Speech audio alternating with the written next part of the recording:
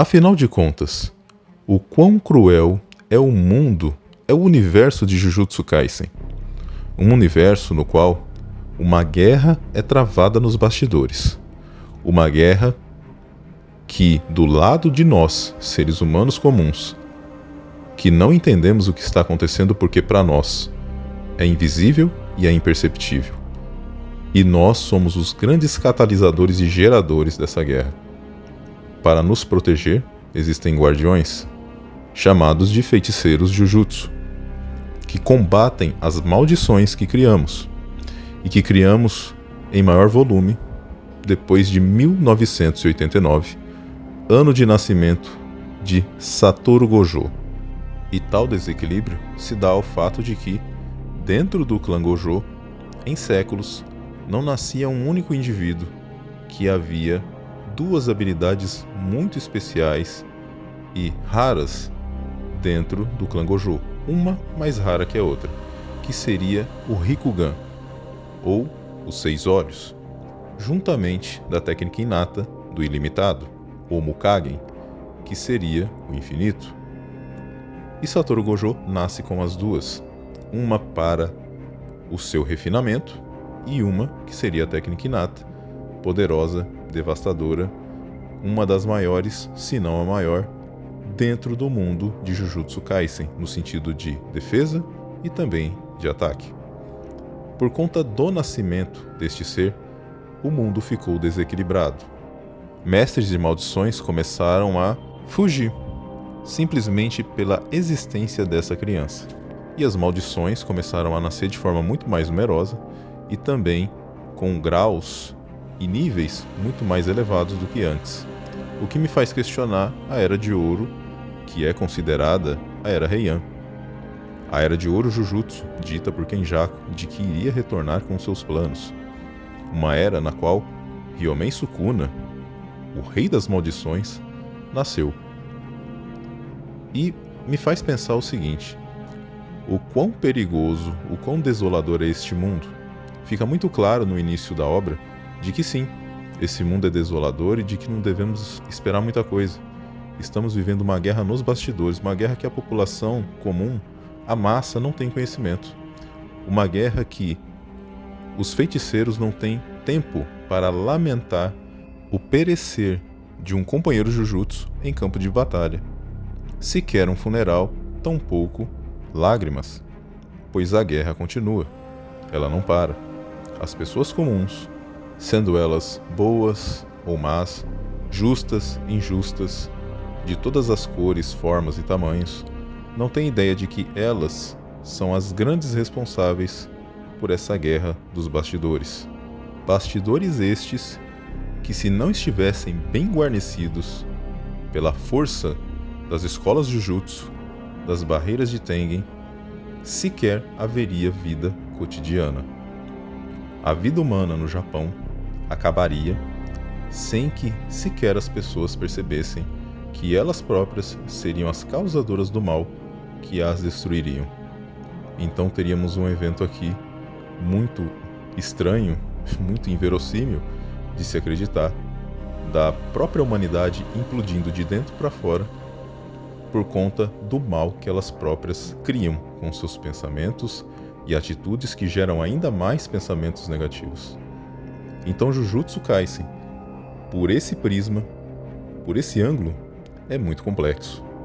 No entanto, se fizermos a experiência de pegarmos um objeto pequeno nas nossas mãos, pegue por exemplo um smartphone, um lápis, uma borracha, e olhe para um dos lados dele. Você está apenas vendo um lado.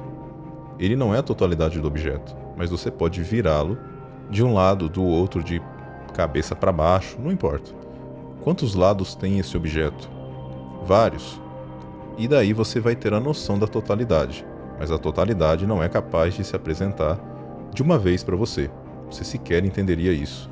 Então somos capazes apenas de processar apenas uma das partes. E se você se fixa apenas em uma das partes, quer dizer que você não tem a compreensão total do todo. E quanto mais você se prende à única partezinha que consegue se apresentar para você de uma única vez, e você não pega esse objeto e o revira de todas as formas para entender a totalidade dele, totalidade essa que jamais será capaz de se mostrar a você de uma única vez, você só terá uma representação única de uma pequena parte. E o que eu quero dizer com tudo isso? Se analisarmos toda a obra de Jujutsu Kaisen até agora, nós podemos ver exatamente tudo isso que eu disse no começo do vídeo. Um mundo desolador, sem esperança, que precisa da guarnição dos feiticeiros para que a sociedade japonesa continue existindo, até mesmo a mundial.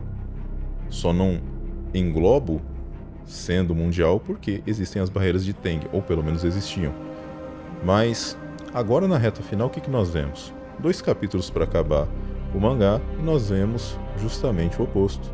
Agora parece que o peso das coisas ficou mais leve. Pessoas que não deveriam mais estar lá estão. Higuruma, por exemplo, e o Tokotsu, que conseguiu de forma milagrosa, a meu ver, voltar para o seu corpo original. E também há o mistério do corpo de Satoru Gojo, que estava em sua posse, que não foi nem mencionado e nem mostrado. E faltam apenas 2 capítulos para ser concluída a obra. Então o que eu percebo é o seguinte, que mais pontas estão sendo jogadas, as pontas soltas não estão sendo amarradas e não estão sendo fechadas ou explicadas, e isso me leva a crer em um único cenário, de que Jujutsu Kaisen não acabará, pelo menos não de forma conclusiva e definitiva, assim como é a obra de Fullmetal Alchemist, que tem um final tão redondinho, tão fechado, a história em si é toda assim, que não há necessidade alguma de uma continuação. Porém, vejo um cenário muito diferente para Jujutsu Kaisen. Tanto do ponto de vista mercadológico, porque a obra, apesar das críticas, está no topo do mundo hoje, e portanto eu vejo que comercialmente não seria inteligente fechar essa obra agora, nesse momento, de forma definitiva, e ainda mais com o seu carro-chefe, com o seu personagem mais popular dentre todos, que seria Satoru Gojo, sem estar fazendo parte dela. Então, para mim, Jujutsu Kaisen teve uma fase que terminou sim, ela vai ser encerrada em 2 capítulos, porém, Jujutsu Kaisen não acabou. Ele terá sim uma continuação. Eu acredito muito nisso, dados os eventos, principalmente deste capítulo 269, que nos dá a entender de que os clãs Kamo e os clãs Gojo serão caçados, de que esses clãs serão perseguidos, e de que sim, os feiticeiros ainda têm trabalho a fazer. E por que o personagem mais poderoso da obra não teria função, principalmente quando agora está em jogo a existência do próprio clã dele? Clã este que a gente nem sabe quantos membros tem, se é apenas o pai e a mãe de Satoru Gojo, que sabemos sim que ele tem pai e mãe e que ele foi tirado deles para treinar na escola Jujutsu. Então, agora, mais do que nunca eu vejo uma função para ele. Se a obra fosse encerrada definitivamente, sim, eu acreditaria totalmente de que Satoru Gojo não haveria possibilidade dele voltar, porque não haveria função para que ele voltasse. Mas agora eu vejo tudo muito diferente, muito mais do que antes, muito mais ele tem que ajudar ainda os mocinhos na batalha final contra a Sukuna. Não, Sukuna já se foi e pelo jeito não voltará, né? Mas tudo é possível, nada acabou ainda, nada foi fechado, mas agora eu vejo que Jujutsu Kaisen não está fechando as pontas, não está explicando o que deveria explicar, como por exemplo, por que o Kenjaku fez o plano que fez, por que Kenjaku perseguiu a alma do irmão de Ryomen Sukuna, que foi canibalizado por ele dentro do útero. Por que não? Por que não foi explicado isso? Por que, por exemplo, Ryomen Sukuna, no seu auge, sendo o rei das maldições, ele aceitou se tornar 20 dedos amaldiçoados? Com que objetivo? Porque ele não desfrutou ao máximo as guerras, as batalhas, até que chegasse alguém ou um grupo de feiticeiros que pudesse de fato derrotá-lo? Como vimos, em seu fim, o rei não era tão corajoso assim. Se fizermos um paralelo com ele e Satoru Gojo, quando este último foi derrotado, Satoru Gojo se foi com um sorriso no rosto. Ele de fato queria que alguém o entendesse, e esse entender seria a linguagem dos mais fortes, e Sukuna falava a mesma linguagem que ele. Porém, Sukuna em seu final se acovardou. Ele desapareceu desse mundo não com orgulho, como era mostrado desde o início da obra. Não, ele se apresentou uma criatura pequena, medrosa, lutando, se agarrando à vida, a qual ele não deu muita importância lá no início quando fez o pacto com Kenjaku. Quem é que garantia que ele iria voltar? Não é mesmo? Que garantias o Kenjaku tinha para dar a ele de que, sim, ele iria voltar um dia a viver em uma outra era, por exemplo? Coisas a serem respondidas. A Era Heian, aquela lança que ele tinha como arma, não foi apresentada? Onde foi parar? Que feiticeiros são esses da Era Heian que são tão poderosos assim? Pelo menos é o que as pessoas presumem. Eu não acredito nessa teoria, até porque nos é dito que Satoru Gojo desequilibrou o mundo Jujutsu. Não há nenhuma menção disso no passado, até porque o passado não foi mostrado. Talvez se fizerem um flashback no futuro, seja nos mostrado essa parte, que existiam os feiticeiros poderosos. Mas como vimos na própria obra, o próprio Ryomen Sukuna não estava de forma alguma distante em poder em relação a Satoru Gojo. Então, isso me faz pensar o seguinte, de que Satoru Gojo e Ryomen Sukuna, se fossem colocados lado a lado, ambos são desastres naturais. E se este Satoru Gojo que conhecemos tivesse as mesmas técnicas e a mesma força, o Rikugan, o Mukagen, por que é que ele seria diferente de Ryomen Sukuna no sentido de poder? Por que ele não faria as mesmas coisas, sendo que o próprio, quase, por muito pouco, apenas por uma conveniência de roteiro, um voto vinculativo, salvou o Rei das Maldições de perecer diante do honrado? Então, os dois se equivalem sim em poder, apesar de que, minha opinião pessoal, eu já disse isso em outros vídeos, me diz que Satoru Gojo é sim superior a Ryomen Sukuna.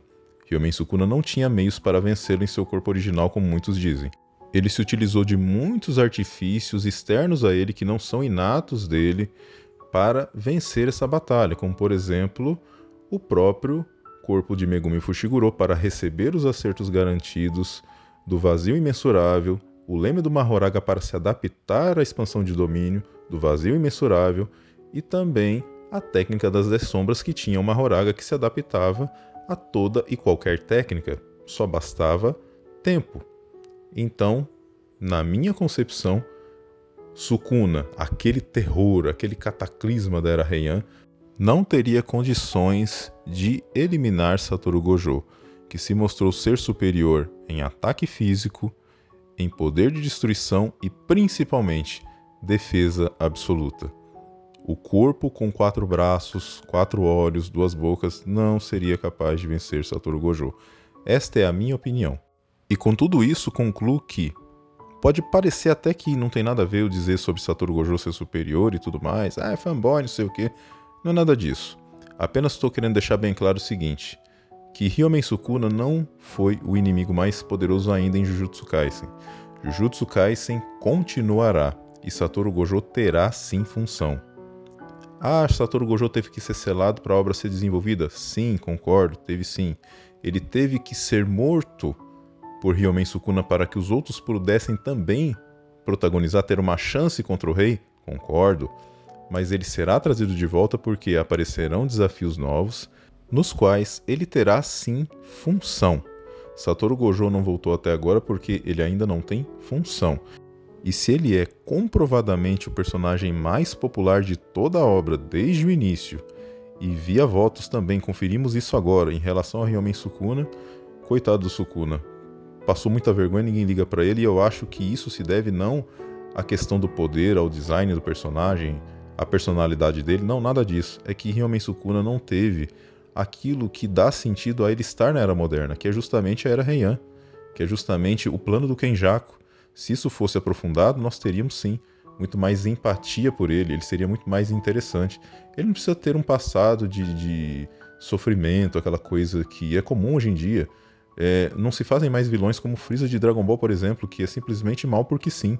O Sukuna poderia ser sim isso, mas desde que nos mostrasse exatamente isso.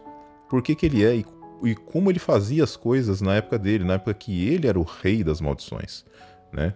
Então, por isso que eu faço esse paralelo e falei tanto a respeito da força entre esses dois monstros que são Ryomen Sukuna e Satoru Gojo. Porque, nesse momento, Satoru Gojo não tem função na obra. Se a obra se encerrar agora, Satoru Gojo não irá voltar. Porém, tudo nos indica, a história está apontando para uma continuação. Está apontando de maneira muito incisiva, muito forte. Então é isso, pessoal. É isso que eu queria falar com vocês. Edu Kenpachi aqui está se despedindo. E eu acredito sim em uma continuação para Jujutsu Kaisen.